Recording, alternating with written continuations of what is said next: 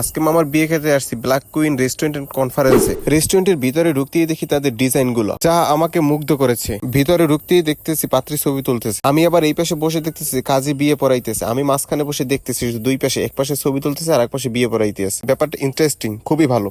পরের বিয়ে দেখতেই ভালো লাগে, নিজের বিয়ে না হইলে কি হয়েছে। বিয়ে পড়ানোর পর যাবো নামাজ পড়তে। আজকে শুক্রবার, নামাজ পড়তে যেতে হবে। নামাজ পড়ার জন্য চলে আসলাম মসজিদে, যেটা আমতলা লেকের পাশে। মসজিদটা ছিল মডেল মসজিদ, আমতলা লেক থেকে বহুবার দেখেছি কিন্তু ভিতরে কখনো ঢুকি নাই। কিন্তু আজকে বিয়ের সুবাদে ঢোকা হচ্ছে। নামাজ শেষে আমরা মসজিদ থেকে বেরিয়ে গেলাম, বারান্দায় দেখি অনেক মানুষ নামাজ পড়তেছে। তারপর আস্তে বেরিয়ে আমরা ব্ল্যাক কুইনে চলে গেলাম। নামাজ থেকে আসার পর এখন আমাদের খাওয়া দাওয়ার পালা। আস্তে আস্তে আমি খাচ্ছি, কারণ বিভিন্ন পদের খাবার দিচ্ছে, তো এই জন্য আস্তে আস্তে আমি খাচ্ছি। আমাদের খাওয়া শেষ হয়ে গেছে। আমাদের খাওয়া শেষে দেখতেছে মামা এখনো খাচ্ছে, কিন্তু মামিরই দেখতে পাচ্ছি না। মামির মনে হয় খাওয়া শেষ হয়ে গেছে।